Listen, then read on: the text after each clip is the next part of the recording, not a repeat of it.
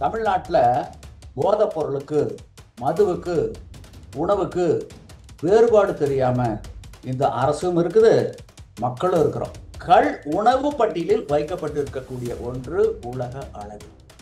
இந்திய மருத்துவ ஆராய்ச்சி கழகமானது புளித்த கள், புளிக்காத கள் இரண்டையுமே உணவு பட்டியலில் தான் வைத்திருக்கின்றது. கள் ஒரு சத்தான உணவு. அதே நேரத்தில் இறக்குமதி மதுக்களும் இந்திய தயாரிப்பு அயல்நாட்டு மதுக்களும் சாராயமும் சத்தான உணவு ஆகாது. சித்த வைத்தியத்தில் முக்கியமான மூலப்பொருள் கள். இயற்கை விவசாயத்துக்கு அமிர்த கரைசல், பஞ்சகாவியா போன்றவை தயாரிப்பதற்கு முக்கியமான பொருள் கள். உடலுக்கு கேடும் தீர்க்கும் விளைவிக்கக்கூடிய பானங்களுக்கு, பண்டங்களுக்கு தான் தடை விதிக்கணும். கல்லுக்கு தடை விதித்திருப்பது என்பது அரசியலமைப்பு சட்டத்தை அவமதிக்கும் ஒரு செயலே ஆகும். வரச்சொல்லுக்கு வாங்கிக்கங்க 10 கோடி ரூபா. எதுக்கு கல்லுக்கு தடை?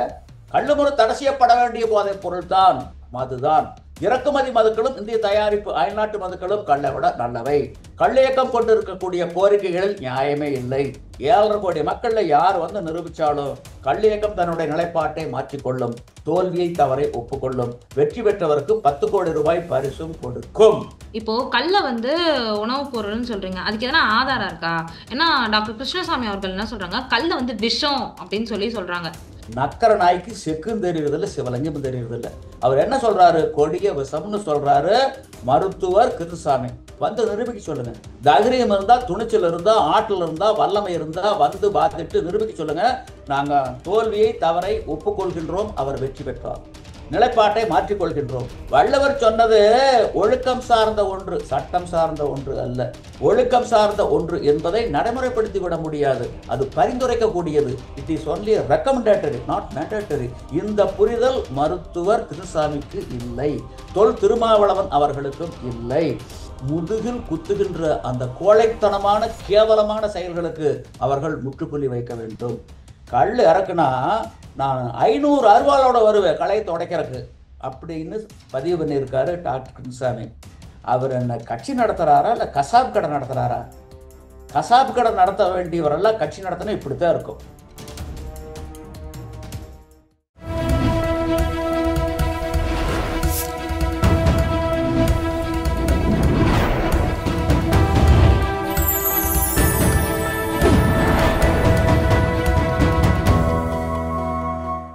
சேனல் 5 நேயர்களுக்கு வணக்கம். இன்று நம்முடன் நேர்காணலில் இருப்பது தமிழ்நாடு கல்வியக்க ஒருங்கிணைப்பாளர் நல்லசாமி அவர்கள். ஐயா வணக்கம்யா. வணக்கம். ஐயா சொல்லுங்கய்யா, நேத்து வந்து பத்திரிகையாளர் சந்திப்பு சொல்லியிருக்கீங்க, கல்ல வந்து பிளாஸ்டிக் பாட்டில், ஸோ அது வந்து உணவுப் பொருளா மாற்றிட்டு எல்லா இடத்துலயும் விநியோகம் பண்ணணும் அப்படின்னு சொல்லிட்டு இருக்கீங்க. ஸோ கல் வந்து உணவுப் பொருளா நீங்க எப்படி சொல்றீங்க? அதாவது தமிழ்நாட்டில் போதைப் பொருளுக்கு, மதுவுக்கு, உணவுக்கு வேறுபாடு தெரியாம இந்த அரசும் இருக்குது, மக்களும் இருக்கிறோம். அரசியல் கட்சி தலைவர்களும் அப்படித்தான் இருக்காங்க. அதாவது போதைப் பொருள் வேறு. போதைப் பொருள் என சர்வதேச அளவில் அடையாளம் காட்டப்பட்டிருப்பவை ராஜபோதை என்று சொல்லக்கூடிய ஓபியம், அபின், கஞ்சா, marijuana, pethidine, heroin, brown sugar, cocaine, LSD, China white, போதை காளான் போன்றவைகள் தான் மதுக்கள் பட்டியலில் வருபவை. பிராண்டி, விஸ்கி, ரம்மு, சாராயம், வோட்கா போன்ற பானங்கள் மது பட்டியலில் வைக்கப்பட்டிருப்பவை. கள் உணவு பட்டியலில் வைக்கப்பட்டிருக்கக்கூடிய ஒன்று உலக அளவில். இந்திய மருத்துவ ஆராய்ச்சி கழகமானது புளித்த கள், புளிக்காத கள் இரண்டையுமே உணவு பட்டியலில் தான் வைத்திருக்கின்றது. அரசியலமைப்பு சட்டம் என்ன சொல்லுகின்றது?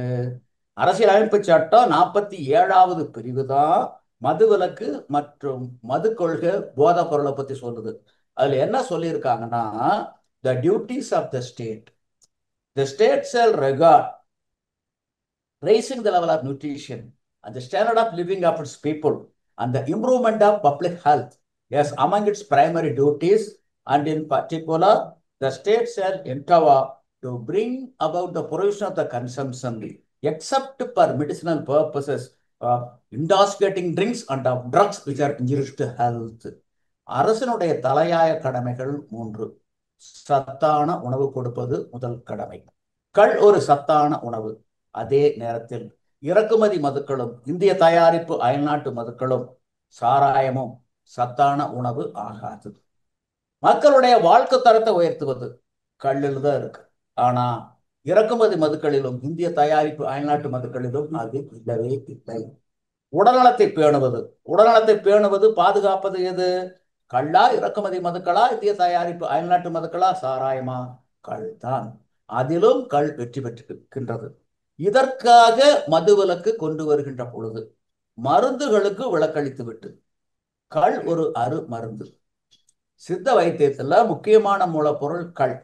இயற்கை விவசாயத்துக்கு அமிர்த கரைசல், பஞ்சகாவியா போன்றவை தயாரிப்பதற்கு முக்கியமான பொருள் கள்.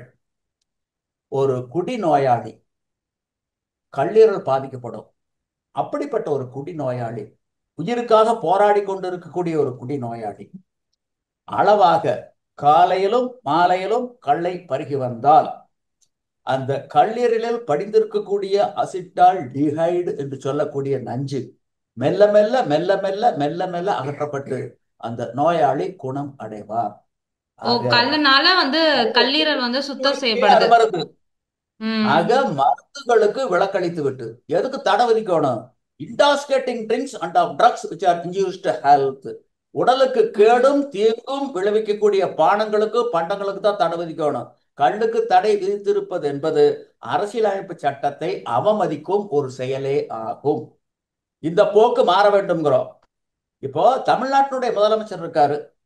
எந்த அடிப்படையில் முதலமைச்சராக அந்த நாற்காலியில் அமர்ந்திருக்கின்றார்? Under what authority he is holding such an office as a chief minister of Tamil Nadu? அரசியலமைப்பு சட்டப்படி சத்தியவாத பிரமாணம், ரகசிய காப்பீடு தானே கொண்டிருக்காரு. அந்த அரசியலமைப்பு ம். சட்டத்தை மதித்து நடக்க வேண்டிய கடமை பொறுப்பு முதலமைச்சருக்கு உண்டா இல்லையா? இல்லை என்றால் இவர் எப்படி நாங்கள் முதலமைச்சராக ஏற்றுக்கொள்வது? இன்னைக்கு ஒருத்தர் கல் இறக்குறாரு. அரசியலமைப்பு சட்டத்தை முன்னிறுத்தி கள் இறக்கி ஒரு போராளி சந்தைப்படுத்துகின்றார். அவர் மீது தமிழ்நாடு அரசு தமிழ்நாடு மதுவிலக்கு சட்டப்படி நடவடிக்கை எடுத்தால் இதில் யார் ம். குற்றவாளி? கள் இறக்கியோர் குற்றவாளியா? இறக்கியோர் மீது நடவடிக்கை எடுக்கும் அரசு குற்றவாளியா? அரசுதான் குற்றவாளி. கள் இறக்குவோர் குற்றவாளி அல்ல. The government of Tamil Nadu is the accused person, not the toddy tapper. Tamil Nadu கல் இயக்கம் 20 ஆண்டுகளாக பல போராட்டங்களை நடத்தி வந்துள்ளது. கலைஞர் கருணாநிதி அவர்கள், செல்வி ஜெயலலிதா அவர்கள், இபிஎஸ் ஓபிஎஸ் வகைராக்கள், இப்போது இருக்கக்கூடிய மு.க.ஸ்டாலின் போன்றவர்கள் எல்லாம் கல் இயக்கத்துக்கு பதில் சொல்லாமல் ஓடியவர்கள் தான். வர சொல்லுங்க வாதத்துக்கு, வாங்கிக்கங்க 10 கோடி ரூபாய். எதுக்கு கல்லுக்கு தடை? கள்ளுமுறை தடை செய்யப்பட வேண்டிய போதைப் பொருள் தான் மதுதான். இறக்குமதி மதுக்களும் இந்திய தயாரிப்பு அயல்நாட்டு மதுக்களும் கல்லை விட நல்லவை. கள்ளியக்கம் கொண்டு இருக்கக்கூடிய கோரிக்கைகளில் நியாயமே இல்லை. 7.5 கோடி மக்கள்ல யார் வந்து நிரூபிச்சாலும் கள்ளியக்கம் தன்னுடைய நிலைப்பாட்டை மாற்றிக்கொள்ளும். தோல்வியை தவறை ஒப்புக்கொள்ளும். வெற்றி பெற்றவருக்கு 10 கோடி ரூபாய் பரிசும் கொடுக்கும். ஐயா, இப்ப எனக்கு ஒரு சந்தேகம் இருக்கு. இப்போ இந்தியால தமிழ்நாட்டை தவிர மத்த எல்லா இடத்துலயும் வந்து மத்த மாநிலங்கள்ல கல் இறக்கறதுக்கு வந்து அனுமதி இருக்கு. தமிழ்நாட்டுல மட்டும் அதை தடை பண்ணிருக்காங்க. அது எந்த காலத்துல தடை பண்ணாங்க? யாருடைய ஆட்சி காலத்துல தடை பண்ணாங்க? ஏன் அப்பெல்லாம் நீங்க வந்து வாய்ஸ் ரைஸ் பண்ணல? கல்லுக்கு 1/1/87 கல்லுக்கு தடை பண்றாங்க. அப்ப தமிழ்நாட்டினுடைய முதலமைச்சர் எம்.ஜி. ராமச்சந்திரன் அவருடைய ம். கடைசி காலம். உங்களுக்கு தெரியும் கடைசியில் எப்படி இருந்தார்னு. பல நேரங்கள்ல நினைவாற்றல் இருக்காது. அந்த நேரங்கள்ல யாரோ அவர்கிட்ட கையெழுத்த வாங்கிட்டாங்க, ஏமாற்றி. அப்ப இதுதான் நினைவு தெரிஞ்சு நடந்திருக்கணும். அது கல்லுக்கு ஆளும் தடை விதிக்கல. வீரப்பன். ஆஹ், அவர் நினைவு தெரிஞ்சு கல்லுக்கு தடை விதிக்கல. நடவடிக்கையில அவர் ஒரு கல் ஆதரவாளர். ம். அதே ஆண்டு டிசம்பர் 24 காலமாயிடுறாரு. கடைசி நேரத்தில் எப்படி இருந்தாங்கன்னு எல்லாத்துக்கும் தெரியும். வீரப்பன் போன்றவர்கள் தங்களுடைய ஆளுமையை பயன்படுத்தி இந்த தவறு செய்திருப்பார்கள் என்று நாங்கள் யூகிக்க வேண்டி இருக்கின்றது. எம்ஜிஆர் ஒரு கள் ஆதரவாளர். நான் ஏன் பிறந்தேன் அவருடைய சுயசரிதை பதிவு செய்கிறாரு. நான் சிறுவனாக இருந்தபோது நோய்வாய்ப்பட்டிருந்தேன். மருத்துவர் ஆலோசனைப்படி கல்லை தொடர்ந்து பருகி வந்ததால் நோயிலிருந்து மீண்டேன்னு பதிவு பண்றார். அவர் ஒரு கள் ஆதரவாளர். அதுக்கு பின்னாடி வந்த முதலமைச்சர்கள் கலைஞர் கருணாநிதி அவர்கள், செல்வி ஜெயலலிதா அவர்கள், இபிஎஸ் ஓபிஎஸ் வகைராக்கள், இப்போது இருக்கக்கூடிய ஸ்டாலின் போன்றவர்களுக்கெல்லாம் பெரிய ஆதாயத்தை இந்த கள் தடை ஈட்டி தந்திருக்கின்றது. இதுதான் ம். நாங்கள் வைக்கக்கூடிய ஒரு குற்றச்சாட்டு. இந்த காரணம் ஒரு கண்டுபிடிக்கப்பட்ட காரணம். என்ன சொல்லியிருக்காங்கன்னா, தகவல் உரிமை சட்டப்படி கள்ளுக்குண்டான தடைக்கு காரணம் சொல்லியிருக்காங்க அரசு தரப்பு. பனைகளிலே இருந்து இறக்கக்கூடிய கள்ளில் போதை குறைவு, போதை கூடுதலாக வர வேண்டும் என்பதற்காக குளோரல் ஹைட்ரேட் என்ற வேதிப்பொருளை கலந்து விற்றார்கள். நம்பி குடித்தவர்கள் பாதிக்கப்பட்டார்கள்.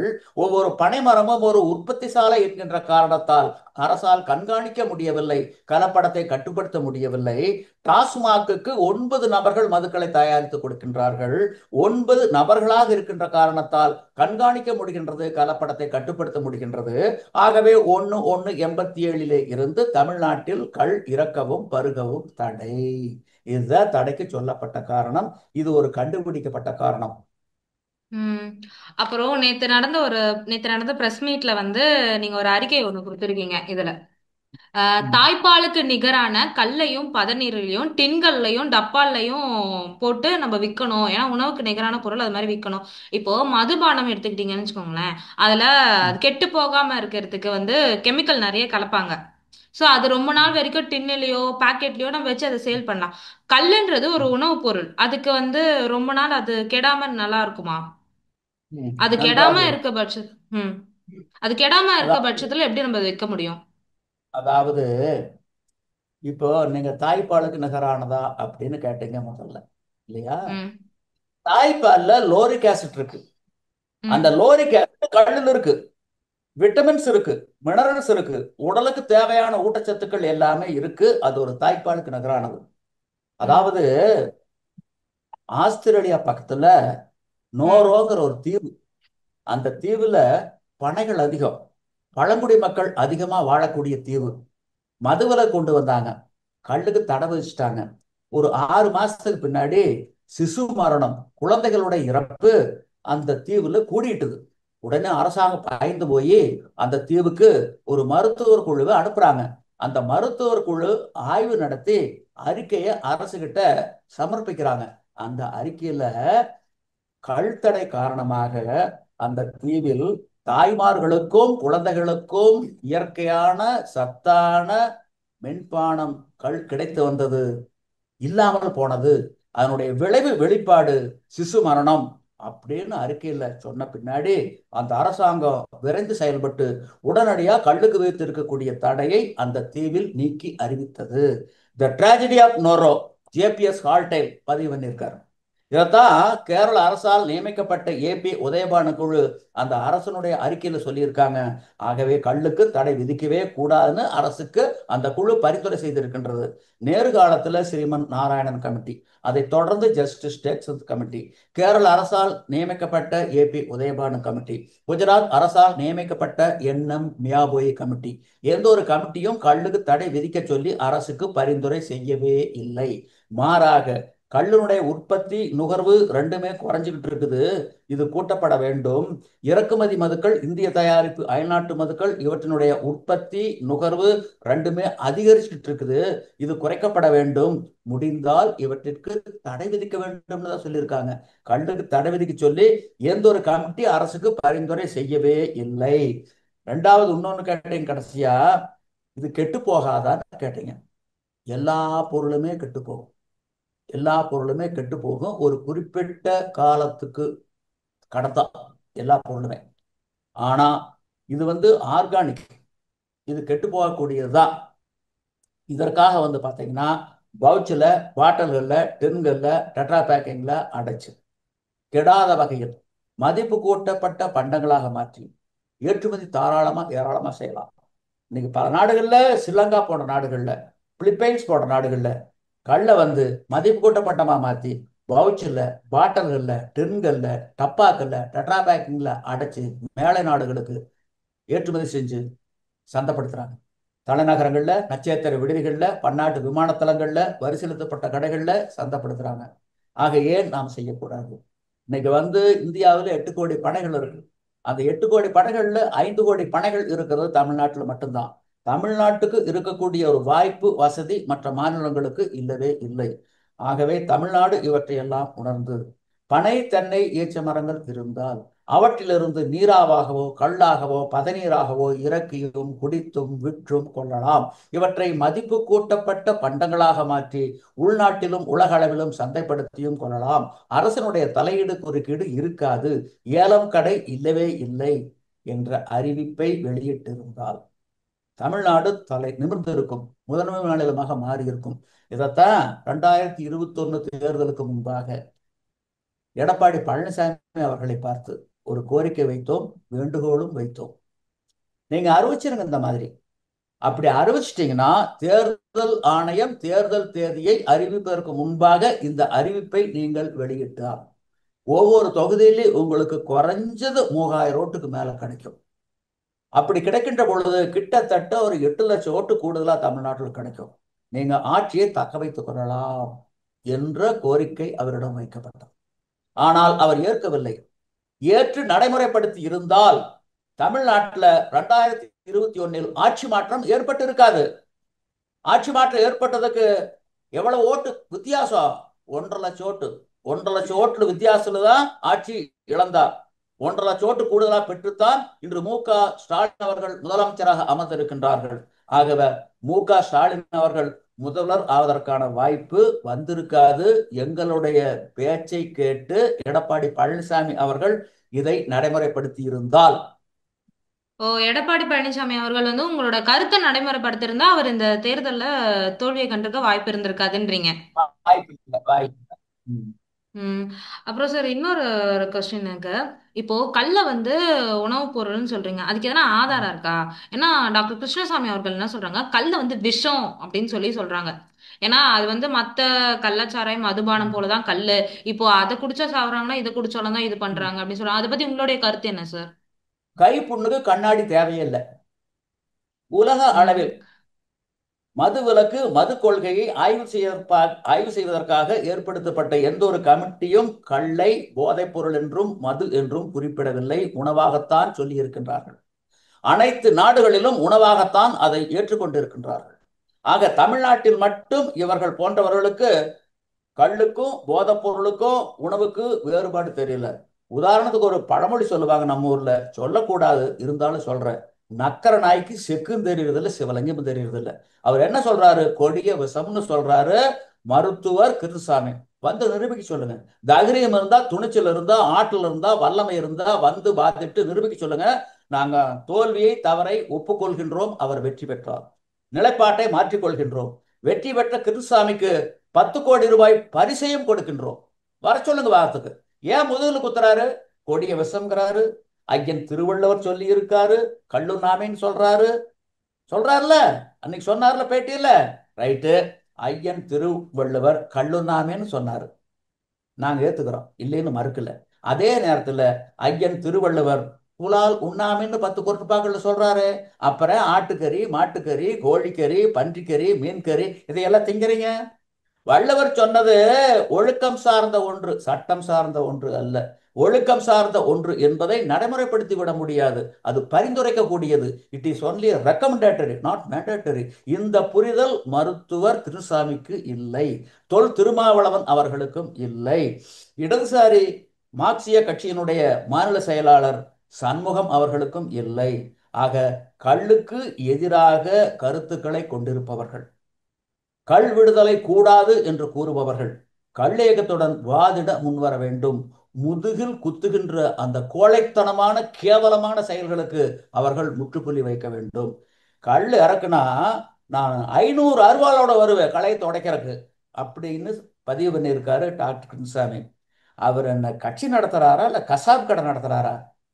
கசாப் கடை நடத்த வேண்டியவரெல்லாம் கட்சி நடத்தினா இப்படித்தான் இருக்கும் பதிவுகள்லாம். வாங்க வாங்க வாரத்துக்கு. கலைஞர் எங்களை கண்டு ஓடினாரு, ஜெயலலிதா ஓடினவங்க தான், இபிஎஸ் ஓபிஎஸ் வகைராக்கள் ஓடினவங்க தான், இப்ப இருக்கக்கூடிய மு.க.ஸ்டாலின் ஓடினவங்க தான். தைரியம் இருந்தா, துணிச்சல் இருந்தா, ஆற்றல் இருந்தா, வல்லமை இருந்தா 7.5 கோடி மக்கள்ல யாரு வேணாலும் வரலாம் வாரத்துக்கு. இது ஒரு ஜனநாயக நாடு, இவர்களுடைய வேட்டைக்காடு அல்ல. அரசியலமைப்பு சட்டத்தை மதித்து நடக்க வேண்டிய கடமை பொறுப்பு இருக்கா இல்லையா? இதைத்தான் நான் கேட்கிறோம். பக்கத்துல பாண்டியில, கேரளாவில், தெலங்கானாவில், ஆந்திராவில், அண்டை மாநிலங்கள்ல, உலக அளவில் எங்கு கள்ளுக்கு தடை இருக்குது? வள்ளுவருக்கு கோட்டம் கட்டி இருக்கிறோம். வானளாவி சிலை வச்சிருக்கிறோம். ஒவ்வொரு அரசு பேருந்துலயும் வள்ளுவருடைய குரல், வள்ளுவருடைய படம். வள்ளுவர் என்ன சொல்லியிருக்காரு? எவ்வது உறைவது உலகம், உலகத்தோடு அவ்வது உறைவது அறிவு. உலகத்தோடு ஒட்ட ஒழுகல் பழகற்றும் கல்லார் அறிவிலதார். உலகளாவிய நடைமுறைக்கு மாறாக ஒருவர் தன்னுடைய வாழ்க்கையை அமைத்துக் கொண்டால் அவர் அறிவு இல்லாதவர். ஒரு படி மேல போய் பதிவு பண்றாரு. உலகத்தார் உண்டென்பது இல்லென்பான் வையத்து அழகையா வைக்கப்படும். ஒட்டுமொத்த உலக கள்ள உணவுன்னு தான் சொல்லுது. தமிழ்நாட்டிலே மட்டும் ஆட்சியாளர்களும் சில அரசியல் கட்சி தலைவர்களும் இது உணவல்ல, இது போதைப் பொருள், இது மது என குறுக்கு சால் ஓட்டுகின்றார்கள். இப்படி குறுக்கு சால் ஓட்டுவோனை ஒருமில்தான் பதிவு பண்றார் வள்ளுவர். உலக பேய் பட்டியலில் வைக்கப்பட வேண்டும். ஆக கள்ளுக்கு எதிராக நிலைப்பாட்டை கொண்டிருப்பவர்கள், கருத்துக்களை பதிவு செய்பவர்கள், டாக்டர் கிருஷ்ணசாமி போன்றவர்கள், தொல் திருமாவளவன் போன்றவர்கள், சண்முகம் போன்றவர்கள் பேய்ப்பட்டியலில் வைக்கப்பட வேண்டியவர்கள். இயற்கை முறையில கள்ள வர கல்லே வந்து விஷம்னு சொல்லி சொல்றாங்க. அப்புறம் ஏன் மதுபான கடையில இருக்க சாராயம், கள்ளச்சாராயம் இதெல்லாம் வந்து எதுக்கு தடை பண்ண மாட்றாங்க? அவங்களுடைய பார்வைக்கு கள்ளு வந்து ஒரு ஆலகால விஷம். அப்ப டாஸ்மாக் சரக்கு கடையில் நல்ல விஷயம். டாஸ்மாக் கடையில் விற்கக்கூடிய பிராண்டி, விஸ்கி, வைனு, ஜின்னு, ரம்மு போன்றவைகள்லாம் இறக்குமதி மதிக்களும் தேவாமிர்தங்கள் அவங்களுடைய கண்களுக்கு. என்ன காரணம்னா அவங்களுக்கு பணம் போகுது. லிக்கர் லாபி பணம் கொடுக்குறாங்க. நீங்க பனை தன்னை வைத்திருக்கக்கூடிய விவசாயிகள், அதுல இருந்து கல்லறக்கூடிய தொழிலாளிகள், இவங்களுக்கு பணம் கொடுக்க போறாங்களா? கொடுக்க போறதில்ல. அந்த லிக்கர் லாபி கொடுக்குறாங்க. ஒரு உண்மை சொல்றேன், நீங்க புரிஞ்சுக்கங்க. டாஸ்மாக் மூலமா அரசுக்கு எவ்வளவு வருவாய் வருது? ஆண்டு வருவாய் எவ்வளவு வருது டாஸ்மாக் மூலமா? 50,000 கோடி. தமிழ்நாட்டினுடைய வருவாயில 27% டாஸ்மாக் மூலமா தான் அரசுக்கு வருது. அதை வச்சுதான் நாங்க அரசு ஊழியர்களுக்கு சம்பளம் கொடுக்கறோம், நலத்திட்டங்கள் நடத்துறோம் அப்படின்னு பெருமையா அரசு தரப்பு சொல்லிக்கிறாங்கல்ல, பதிவிடுறாங்கல்ல. ம் இது இந்த 50,000 கோடிங்கிறது முன்கதவு வழியா வரக்கூடியது. இது எல்லாத்துக்கும் தெரியறது. பின்கதவு வழியா இதே அளவுக்கு 50,000 கோடி வெளியே போகுது. அது யார் கைக்கு போகுதுன்னா லிக்கர் லாபி கைக்கு போகுது. அவங்க வலுவா இருக்காங்க, ஆளுமையோட இருக்காங்க. தேர்தல் நேரத்துல கட்சிகளுக்கு பணம் தேவைப்படுது.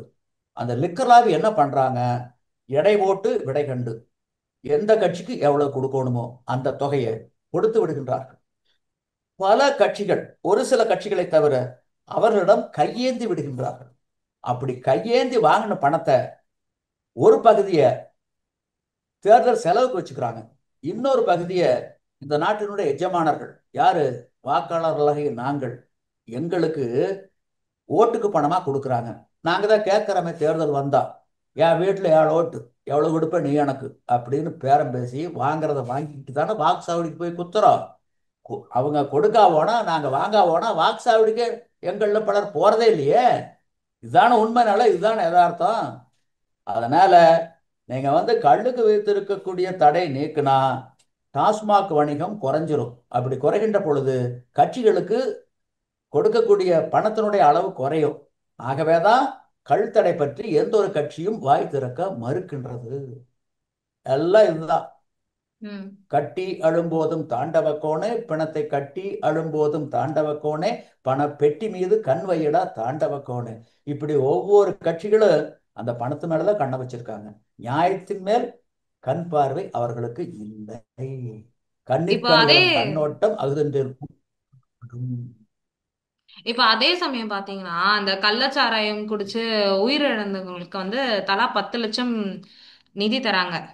சோ ம், அதுக்கு வந்து இந்த கல்லே எவ்வளவு மேலு அப்படின்ற மாதிரி ம். டாபிக் நிறைய வந்துட்டு இருக்கு. சோ அத பத்தி கள்ளச்சாராயம், கல்லு இது ரெண்டுத்துக்கும் இருக்க வித்தியாசம் பத்தி சொல்லுங்க. கள் வேறு, கள்ளச்சாராயம் வேறு. இப்போ கல்ல நீங்க நாங்க க- புழக்கத்துக்கு விட்டோம்னா, கல்ல நாங்க புழக்கத்தை விட்டோம்னா கள்ளச்சாராயம் வந்துரும் அப்படின்ட்டு கருத்து இருக்கு. அது வந்து கலைஞர் சொன்ன ஒரு கட்டுக்கதை. ம். கலைஞர் வந்து தமிழ்நாட்டுல வந்து 1971 மது அறிமுகப்படுத்தினாரு. அப்ப சாராய கடைகள் திறக்கப்பட்டன, கள்ளுக்கடைகளும் திறக்கப்பட்டன. சொன்ன காரணம் என்னன்னா, எரிகின்ற நெருப்பு வளையத்திற்குள் நடுவே எரியாத கற்பூரமாக தமிழ்நாடு இருந்துவிட முடியாது. ஏன்னா சுத்தி இருக்கக்கூடிய எல்லா மாநிலங்கள்லயுமே மது கல்லு. இருக்கும்போது தமிழ்நாட்டிலேயே மட்டும் மது விலக்கு இல்லைன்னா அது நெருப்பு வளையத்துக்குள்ள வைக்கப்பட்ட கற்பூர மாட்டத்தான். அதை சொல்லித்தான் மது கொண்டுகிட்டு வந்தாங்க, மது விலக்கை எடுத்தாங்க. இன்னைக்கு பாத்தீங்கன்னா பக்கத்துல இருக்கக்கூடிய மாநிலங்கள்ல எந்த மாநிலத்துல கள்ளுக்கு தடை இருக்குது? கலப்படத்தை காரணம் காட்டி தமிழ்நாடு அரசு கள்ளுக்கு தடை விதித்தது இல்லையா? பக்கத்துல ம். பாண்டியில, கேரளாவில், தெலங்கானாவில், ஆந்திராவில், அண்டை மாநிலங்களில் உலக அளவில் எங்கும் கள்ளுக்கு தடை கிடையாது. அங்கே கலப்படம் செய்வாங்கல்ல. அந்த அரசுகள் எல்லாம் கலப்படத்தை கட்டுப்படுத்துகின்ற பொழுது தமிழ்நாட்டில் மட்டும் எங்களால் கலப்படத்தை கட்டுப்படுத்த முடியவில்லை என்றால் தமிழ்நாடு அரசு ஆளுமை இல்லாத அரசா? ஆளுமை இல்லாமல் போனால் ஏன் ஆட்சி பொறுப்பில் இருக்க வேண்டும்? இதை நாங்க கேட்டா ஈடுபடுறதில்லை. யார் கேட்டிருக்கணும்? சட்டப்பேரவையில் ஒரு உறுப்பினர் கேட்டிருக்கணும். ஒரு உறுப்பினருக்கு கூட கல் பற்றிய புரிதல் இல்லை. அதனால ஒரு உறுப்பினர் பதிவு பண்றாரு, திருச்செங்கோடு சட்டப்பேரவை உறுப்பினர், அதே மாதிரி நாங்குநேரி உறுப்பினர் என்ன பதிவு பண்றாருன்னா, தமிழ்நாடு அரசு கள்ளுக்கு அனுமதி கொடுக்க வேண்டும், கள்ளுக்கடைகளை திறக்க வேண்டும். இதைத்தான் கேட்கிறாங்க. என்ன கேட்டிருக்கணும்? இல்ல ஒரு தேசிய கட்சியினுடைய மாநில தலைவராக இருந்தவர் என்ன முழங்கினார் மேடையில்? தமிழ்நாடு அரசு கள்ளுக்கு அனுமதி கொடுக்க வேண்டும், கள்ளுக்கடைகளை திறக்க வேண்டும். அவருக்கு கள் பற்றிய புரிதல் இல்லை. எதற்காக தமிழ்நாடு அரசிடம் கள்ளுக்கு அனுமதி கேட்க வேண்டும்? 1950 ஜனவரி 26 அரசியலமைப்பு சட்டம் நடைமுறைக்கு வந்தது. அந்த சட்டம் கொடுத்திருக்கும் உணவு தேடும் உரிமைதான் கள் இறக்குவதும் பருகுவதும். கலப்படத்தை காரணம் காட்டி தமிழ்நாடு அரசு அநியாயமாக அந்த உரிமையை பறித்து கொண்டது. தமிழ்நாட்டில் நாற்காலியில் அமர்ந்திருக்கக்கூடிய முதலமைச்சரை பார்த்து இவர்கள் என்ன கேள்வி கேட்டிருக்கணும்? Under what authority you are holding such an office as a chief minister of Tamil Nadu? எந்த அடிப்படையில், எந்த முகாந்தரத்தினுடைய அடிப்படையில் நீங்கள் தமிழ்நாட்டினுடைய முதலமைச்சராக அந்த நாற்காலியில் அமர்ந்திருக்கின்றீர்கள்? அந்த அரசியலமைப்பு சட்டப்படி சத்தியவாக்கு பிரமாணம் ரகசியக்காப்பு எடுத்தான உட்காந்துருக்கீங்க. அந்த அரசியலமைப்பு சட்டத்தை மதித்து நடக்க வேண்டிய கடமை, பொறுப்பு உங்களுக்கு இருக்கா இல்லையா? இல்லை என்றால் உங்களை எப்படி நாங்கள் முதலமைச்சராக ஏற்றுக்கொள்வது? இந்த கேள்வியை சட்டப்பேரவையில் கேட்டிருந்தால் ஒரு தீர்வு கிடைத்திருக்கும். இதே கேள்வியை மேடையில் அந்த தலைவர் முழங்கி இருந்தால் மக்கள் மத்தியில் அது எடுபட்டு இருக்கும். இல்லையே, கள்ளுக்கு அனுமதி கொடுங்கோ, கள்ளுக்கடைகளை தரங்கோ. கேவலமா இருக்கு.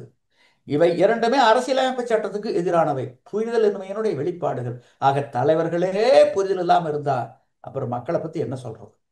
சரி, இப்போ நீங்க ரொம்ப நாளா போராடிட்டு இருக்கீங்க, கள்ளுக்கடை எல்லாரும் கொண்டு 20 வரணும். ஆண்டுகளா மது போராடுறோம் கள்ளுக்கு வைத்திருக்கக்கூடிய தடை நீக்கணும்னு. கள்ளு ம். கடைகளை நாங்க கேட்கவே இல்லை. ஒரு ம். மரத்துக்கல்ல 48 நாட்கள் ஒரு மண்டலம் தொடர்ந்து பருகி வந்தால் பல நோய்கள் குணமாகும். இது மருத்துவம். இது எல்லாமே கல்லுக்கு ஏலம் கடை மருத்துவ இருந்தால், இது கேளுங்க, கல்லுக்கு ஏலம் கடை என்று இருந்தால் ஒரு மரத்து கல்லு கிடைக்குமா? வாய்ப்பே இல்லை. பல மரத்து கல்லு தான் கிடைக்கும். அதுவும் அது கலப்பட கல்லா தான் இருக்கும். அப்படி ஒரு நிலை வருகின்ற பொழுது அரசியலமைப்பு சட்டம் 47வது பிரிவில் சொல்லப்பட்டிருக்கும், except for medicinal purposes of intoxicating drinks and of drugs which are injurious to health. இந்த வரி பொருளற்று போய்விடுகின்றது. ஆகவே அரசியலமைப்பு சட்டப்படி கள்ளுக்கு தடையும் கூடாது, கடையும் கூடாது, உணவாக அறிவித்திட வேண்டும். இது முடியாது என்றால் முதலமைச்சர் நாற்காலியிலிருந்து கீழே இறங்க வேண்டும். இப்போ திமுக எதிர்க்கட்சியா இருக்கும்போது நான் பூர்ண மதுவிலக்கு தருவோம் அப்படின்னு சொல்லிட்டு ஒரு வாக்குறுதி கொடுத்திருந்தாங்க ஆட்சி அமைக்கிறதுக்கு முன்னாடி. இப்போ பூர்ண மதுவிலக்கு அமைஞ்ச மாதிரி தெரியல. சோ அத பத்தி உங்களோட கருத்து சார்? அது இவங்க பகுத்தறிவு பாசறைன்னு வச்சிருக்காங்க. அந்த பகுத்தறிவு பாசறை 2021 தேர்தல் வியூகம் களத்தை அமைச்சு கொடுக்கல. அமைச்சு கொடுத்திருந்தது பீகார்ல இருந்து வந்த பிரசாந்த் கிஷோர். அவர் தான் அந்த தேர்தல் வெற்றி வியூகத்தை களத்தை அமைச்சு கொடுத்தாரு. அவர் என்ன சொன்னாரு? தமிழ்நாட்டில் இப்போ மது இருக்கு, மது ஆறா ஓடிக்கிட்டு இருக்கு. நீங்க மது விலக்கை முன்னிறுத்துங்க, நீங்க ஆட்சி மாற்றத்தை ஏற்படுத்திடலாம், நீங்க ஆட்சியை கைப்பற்றிடலாம் அப்படின்னு அவர் சொன்ன அறிவுரையை முன்னிறுத்தி கோவன் போன்றவர்களை எல்லாம் தூண்டி விட்டு அவர் கொஞ்சமா கொட்டு முழங்கினாரு. கோவன் மூடு மூடு டாஸ்மாக மூடு, மூடு மூடு டாஸ்மாக மூடுன்னு அடிச்ச அடி கொஞ்சமா நஞ்சமா? பதாக ஏந்திக்கிட்டு கருப்பு உடையில இதே மு.க. ஸ்டாலின் அப்ப எதிர்க்கட்சி தலைவர் என்ன சொன்னாரு? மூடு மூடு டாஸ்மாக மூடுன்னு குரல் கொடுத்தாரா இல்லையா? கவிஞர் கனிமொழி கருணாநிதி அவர்கள் ஒரு படி மேல போய் என்ன சொன்னாங்க அந்த அம்மா? இந்தியாவிலேயே தமிழ்நாட்டில் தான் இளம் விதவைகள் அதிகம், இதற்கு காரணம் டாஸ்மாக் மதுக்கள். ஏமா, ஆட்சி மாற்றம் ஏற்பட்டு 4.5 ஆண்டுகள் ஆச்சே, ஆட்சியில் மாற்றம் இல்லையே. இதற்கு நீங்கள் கூறும் பதில் என்ன? சொல்லுங்க பதில. ஆக அவங்க திமுகவினுடைய தாரக மந்திரம் என்ன? சொன்னதை செய்வோம், செய்ததை சொல்வோம். ஆனா மாறுபடுது எங்க? சொல்லு செயலும் மாறுபடுது. கனவெனும் இன்னாது மன்னோ, வினை வேறு சொல் வேறு பட்டார் தொடர்பு. சொல்றது ஒண்ணு, செய்யறது ஒண்ணு. இப்படிப்பட்டவர்களுடைய தொடர்பு கனவிலும் வரக்கூடாதுங்கிறார் வள்ளுவர். அப்படிப்பட்டவர்களை ஆட்சி கட்டளை கொண்டு அமர்த்தினா அந்த நாடு எப்படி இருக்கு? அலங்கோலமா தான் இருக்கும். அதுதான் இன்றைய தமிழகத்தினுடைய நிலை. இப்போ நீங்க வந்து சொன்னீங்க 20 வருஷமா கல்ல வந்து உணவுப் பொருளா மாற்றி அதை புழக்கத்துக்கு விடணும்னு சொல்லிட்டு போராடிட்டு இருக்கீங்கன்னு சொல்லிட்டு. சோ 20 வருஷமா நீங்க போராடி இருக்கீங்க. உங்களுக்கு ஏதாவது முன்னேற்றம் யாரோட ஆதரவாது கிடைச்சிருக்கா? இன்னும் எவ்வளவு நாள் தான் நீங்க போராடுவீங்க இது மாதிரி? நாங்க 20 ஆண்டுகளா போராடுறோம். ம். ஆரம்பத்துல கல்லுன்னு சொன்னா முகம் சுளிச்சாங்க. இப்ப ம். கல்லுன்னு சொன்னா யாரும் முகம் சுளிக்கிறது இல்ல. இவங்க கோரிக்கையில நியாயம் இருக்கின்றது என்பதை வாக்காளர்கள், தமிழ்நாட்டு மக்கள் உணர்ந்திருக்கின்றார்கள். ம். எப்படி இளைஞர்களும் இயற்கை ஆர்வலர்களும் ஒன்றிணைந்து தமிழ் மண்ணினுடைய வீர விளையாட்டான ஜல்லிக்கட்டை மீட்டு கொடுத்தார்களோ, அதை போல இந்த கல்லையும் மீட்டு தருவார்கள். கல்லுக்கு விடுதலையை பெற்று தருவார்கள் என்ற நம்பிக்கை எங்களுக்கு இருக்கு. நாங்க கோழி மாதிரி. கோழிக்காக காலையில கூவும், அது அதனுடைய கடமை. அதே மாதிரி நாங்க நடக்குது அநியாயம் தமிழ்நாட்டில். கல்லுக்கு தடை விதித்தது அரசியலமைப்பு சட்டத்துக்கு எதிரானது, உலகளாவிய நடைமுறைக்கு மாறானது. கல் தடை நியாயமானதே என யார் நிரூபித்தாலும் 10 கோடி ரூபாய் பரிசுன்னு தொடர்ந்து முழங்கிட்டே இருப்போம். அது கோழி கூவும், அதனுடைய கடமை. அதே மாதிரி சொல்லிக்கிட்டே இருப்போம். அதற்காக நாங்க குவார்ட்டை விட்டு தூங்கிட்டு இருக்கிறவங்கள போய் கொத்தி எழுப்ப முடியும்? கொத்தி எழுப்புனா என்ன என்ன நடக்கும்? எங்க குறவலையை பிடிச்சிருவாங்க. அடுத்து கோழி குழம்பு தான் மணக்கு. அது எங்களுடைய வேலையும் அல்ல. வி ஆர் கேட்டலிஸ்ட், நாங்கள் கிரியாவோக்கி சொல்றோம். அதாவது மக்கள் உணர்ந்து செயல்பட்டால் வரக்கூடிய 2026 தேர்தலில் தமிழ்நாட்டில் பொற்காலம் மலரும். இல்லையேல் பொறாத காலம் தொடரும். Okay sir. தங்களுடைய பொன்னான நேரத்தை என்னுடன் பகிர்ந்து கொண்டதுக்காக மிக்க நன்றி சார். நன்றி. நன்றி, நன்றி.